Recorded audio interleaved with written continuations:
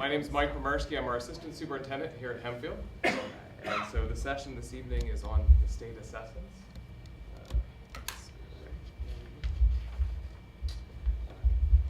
So just a little bit about the state assessments. State assessments are required, obviously, that come out of the state, and it comes from Chapter 4 of the school code. Chapter 4 stipulates that students must demonstrate proficiency in academic standards for English language arts, math, science, and technology. And so what that means in the state of Pennsylvania is that students in grades 3 through 8 take the PSSAs. And ELA and math are grades 3 to 8. Science is only grades 4 and 8. And then at the high school level, or potentially the middle school, depending on when students take the course, the state has what are known as the Keystone Exams. And these are end-of-course exams in which students take. Right now, the state has a graduation requirement that is on hold, but we are hearing that is likely to come back with students who are going to be graduating in either 2018 or 2019. The state's still working out those fine details.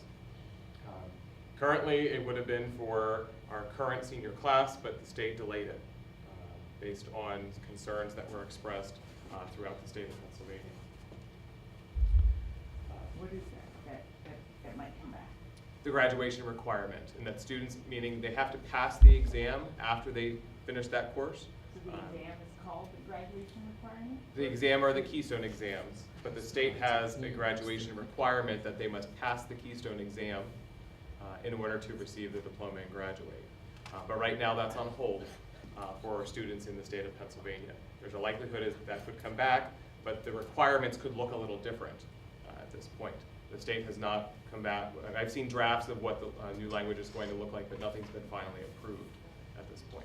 So the Keystones they're taking aren't a graduation requirement, they're just something they take? I'm confused. I'm sorry. No, that's fine. The Keystone Exam is an end-of-course exam in either literature, algebra 1, or biology. And so the students can take them at the end of whenever they take that course. So we have middle school students who potentially could take algebra 1. Biology is taken at the end of 10th grade, and literature is taken at the end of 11th grade English. And so that's the requirement that students take them right now. And there is a potential graduation requirement. It used to be in play in that students would have to pass the exam to graduate. But the state has put that on hold, and they're looking at all of their assessments.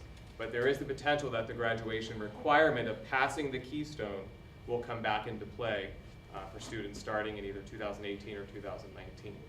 As soon as the state releases that information, we obviously will be in touch with the, students and their families who are impacted.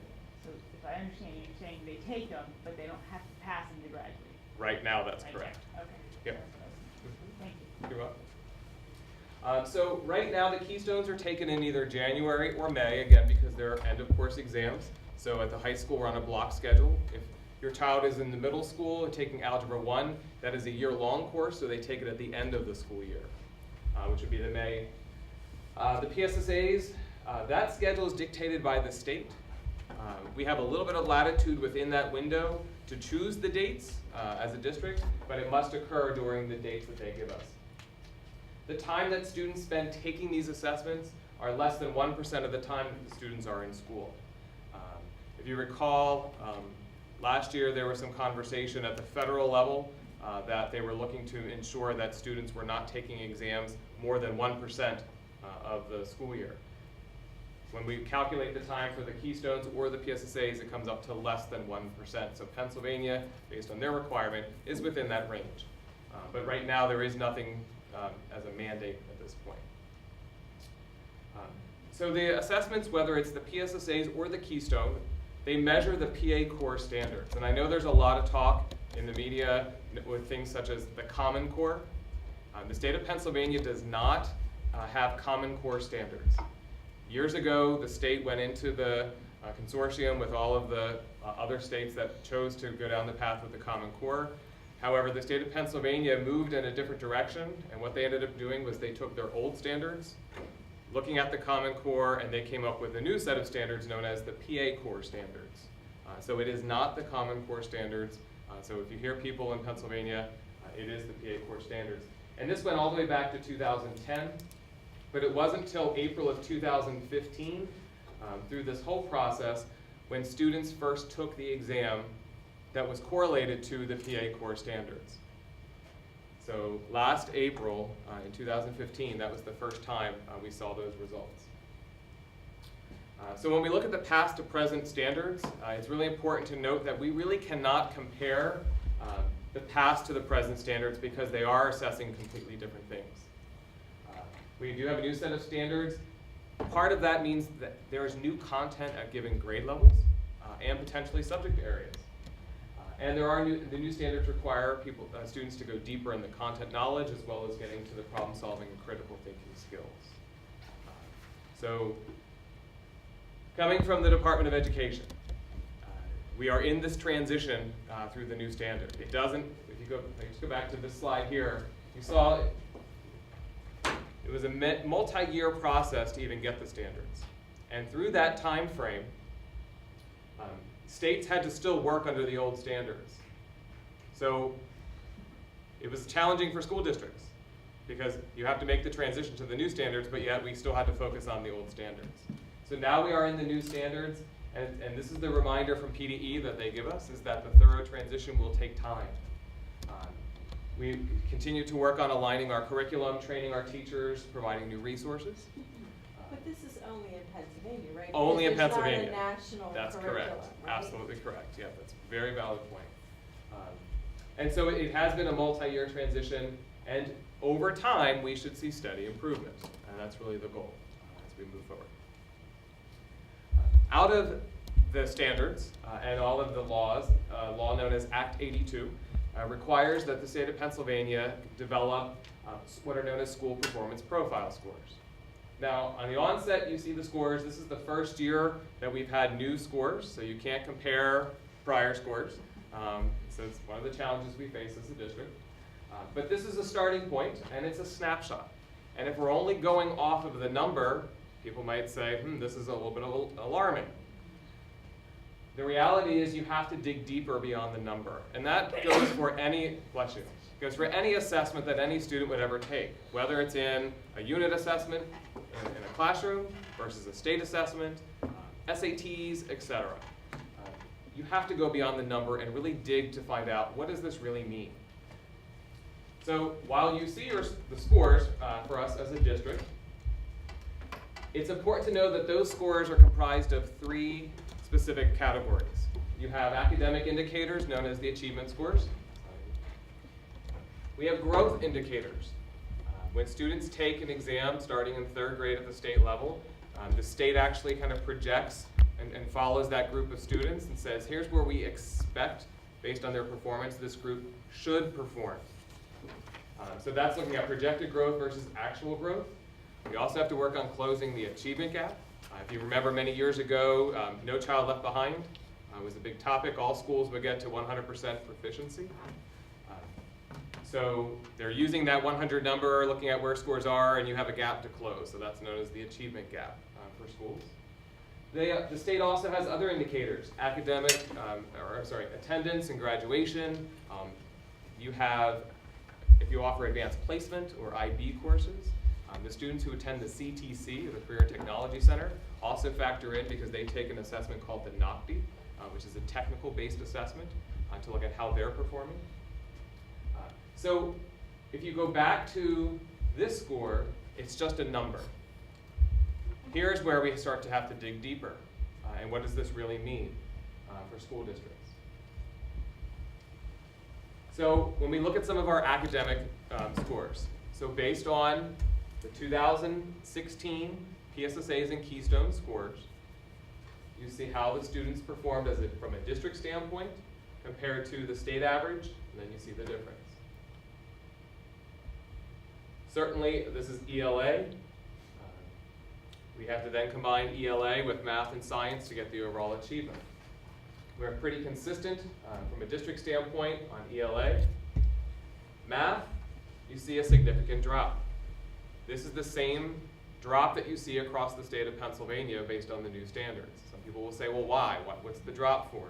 A lot of the drop has to do with new content being introduced in different grades now that really was never introduced at that grade before.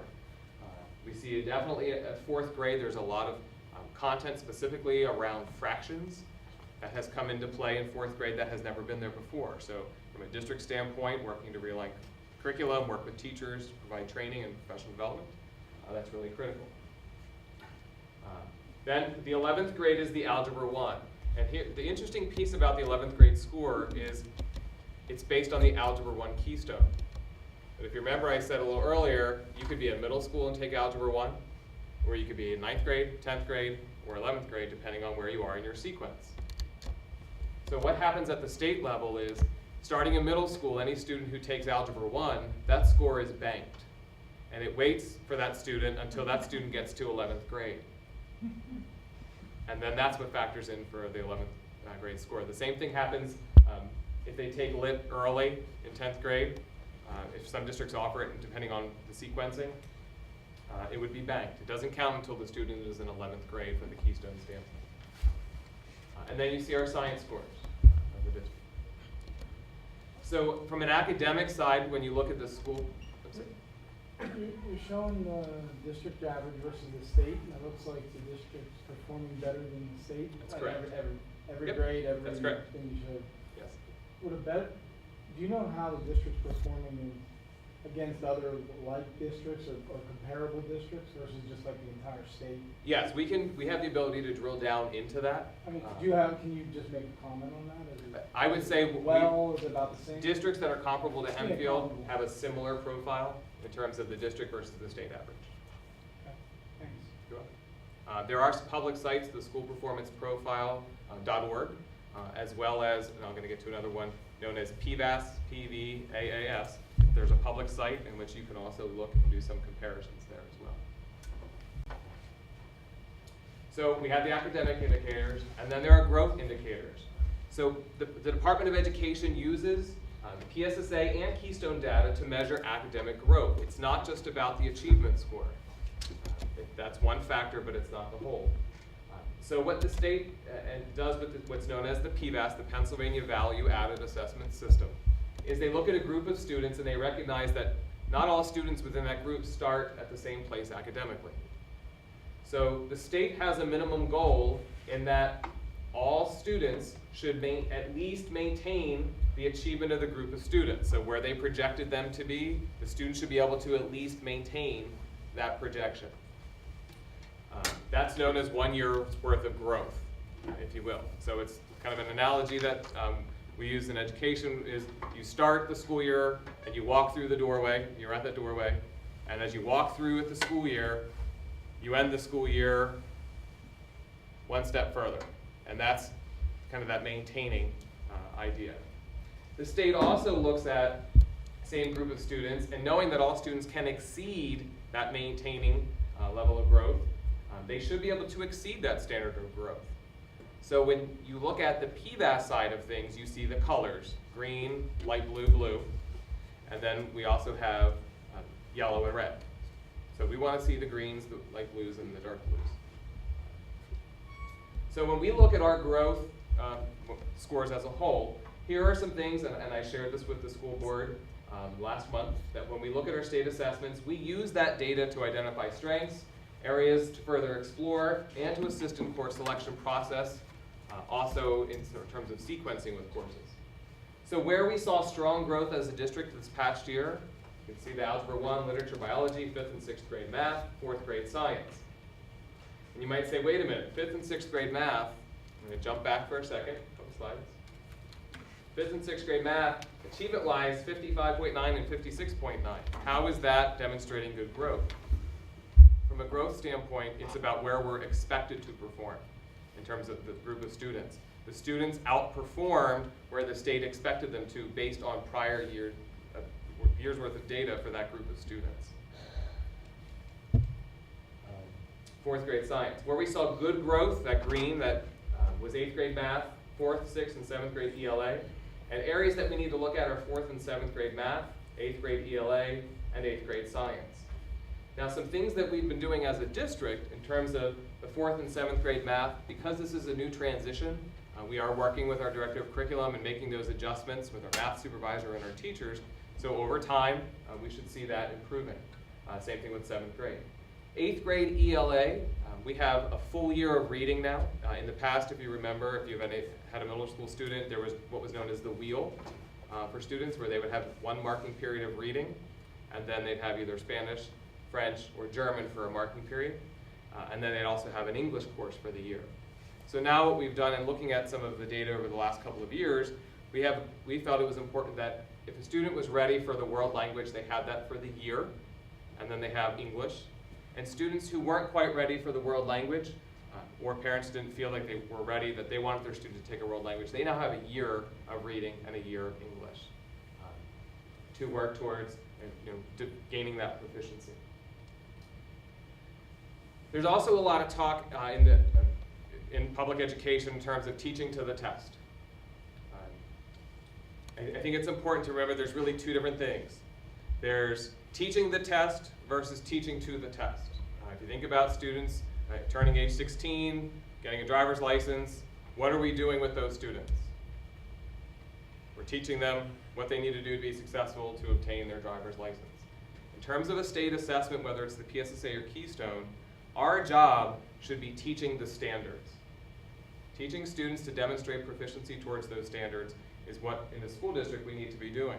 We should not be stopping at a given point in the school year and say, okay, it's time for test prep. Let's get you ready in the next 2 or 3 weeks to tackle that state assessment. We need to be doing it ongoing. So our unit assessments, the work we're asking students to do, should be at the level that's expected within the standards.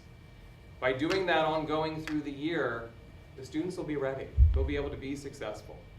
If we're stopping at a certain point to do the test prep, it's not proving to be effective, and you see that across our nation in terms of teaching with regards to assessments. So we're working to make sure our curriculum is tightly aligned to standards. It's easy for someone to say, yep, it's aligned. Here's the standard, we teach this, here's what we do. But you really have to break down the standard to try and get to the understandings of what it is students are expected to be able to do, know, understand, and do within that standard.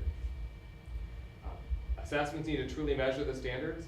We need to make sure our students are going deeper, getting into that problem solving, critical thinking, a lot of collaborative work to push the higher level thinking, as opposed to rote memorization or that instant recall.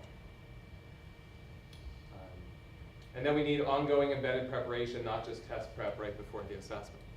And when we talk about that ongoing preparation, that's not to mean we have these packets that are all created with all PSSA or Keystone information. It's that the questions that are being asked in class and on the assessments are at that higher level where we're getting students to think differently, because that's what the new standards are requiring. There's not as much rote memorization anymore. If we can look it up through Google, it's a lower level type knowledge that we want to start moving away from in terms of getting kids to think critically and start analyzing and evaluating. Those are the types of questions that are being asked of students today. As a district, we have on our website, if you go to the main bar under academics, and then go down to state assessments, it will pull up another page. And right now we're in the process of updating our resources for the 2017 school year for the Keystone Exams, because our Keystone Exams will come up in January. So we provide all the links for parents to access any of the information. The dates are already up in terms of when the assessments are, but all the links you'll be able to click on and be able to download that information. The high school, with the Keystone exam coming up, will be sending a letter home to the parents of the students who will be taking that assessment to inform them and also direct them to where they can find additional resources. So this is a site, again, it's just to get information, but we also send that information home.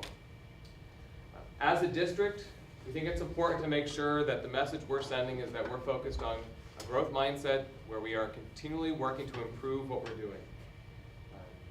We will not let state assessments define us as a district. State assessments are, it's a one-time snapshot in the course of a school year. You can't have the students take the assessment and then use those results to make all of the decisions that happen in a school district. You have to look at multiple data points, and this is just one. It's an important one because it is measuring standards, but it is just one. We want to acknowledge and celebrate our success when we see the achievement, We want to really work to strive and understand when we're seeing those gaps and we're not seeing a closure of some of those gaps, what we need to do differently. But we also need to remember that there's always room for growth and that our students really benefit when we commit to being reflective practitioners. That reflection piece is really critical. Again, if we're just solely relying on the test score, it's not going to move our students. It doesn't mean anything. It's a score, so dig deeper so that we can really try and figure out what we need to do to help the students. From a parent perspective, all parents, students who take the PSSAs or Keystone, get a state report that comes out the fall after the assessment is taken. And those reports are sent home to parents, so some of you are nodding.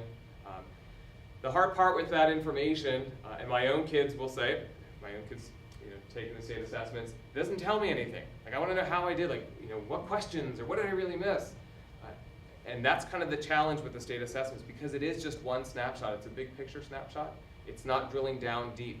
So that really reinforces the purpose of why we need to look at multiple data points. And I try and tell my own kids, it's important, you look at how are you doing in school? What feedback are you getting from your teachers? What are your perceptions? So that state assessment piece is just one snapshot. Okay. Let's move through pretty quick.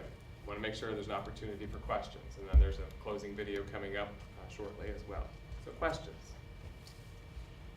Yes? Is there a reason why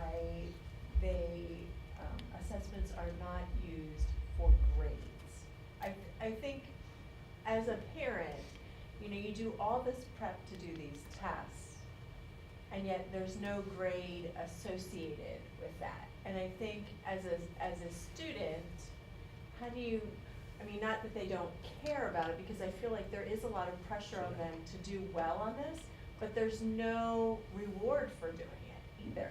So, if you're gonna test the kids, then why can't it count towards a grade? That's a great question. Why can't the test count towards a grade? Until after they finish school. So that's one element, is the timing of when the results come back in. The other element is, how do you determine what that grade would look like? Because the way the state does the scaling of the scores through all their statistical methods, then when we get it back, we would have to have a lot of conversations at the state level to try and figure out what would be the best way to determine a letter grade or a percentage to then factor in. And unfortunately, the timing makes that the challenge. The students take the exams in April. The earliest that we see any preliminary results is usually July. We don't get official results until at least August. So what would have to happen in that scenario is all report cards will be all unofficial at the end of a school year. And then we'd have to go back and upload. So there's definitely challenges to it. It's not impossible, but a lot of obstacles we'd have to overcome. When the Keystone exams came out, there was an option at one point where they could be factored in as a final exam. Many districts chose not to go down that path solely because of the time element of when those come back. The PSSAs typically are not factored into a grade. There are some districts that do use the Keystone as like an end of course final exam, and then those grades are literally delayed until those results come in, so you don't have a final report card until late in the summer. So it's not impossible, but most districts at this point have chosen not to go down that path. Well, and what happens if the Department of Education is disbanded then? Because there's been rumors of that happening with the new president coming in, so what happens then? That would be at the federal level, and so determining whatever the president-elect determines, and from a cabinet position, they determine at the federal level, but then there's still at the state level requirements under school code. And school code being approved by the legislatures would also have to be a major change there. So our Pennsylvania school code governs what happens in Pennsylvania, and I know that from the federal level they try and give more local control at the state level. So I wouldn't expect you would see a kind of a disbandment, if you will, of the Department of Education in Pennsylvania based on our Chapter 4. And how is our testing compared to other states? Every state, it's up to the individual states. There are some states that join some consortiums that use specific assessments. There was Smarter Balance and Park were two falling under the Common Core, but every state develops their own contracts with individuals or companies to design their assessments. So every state assessment is different.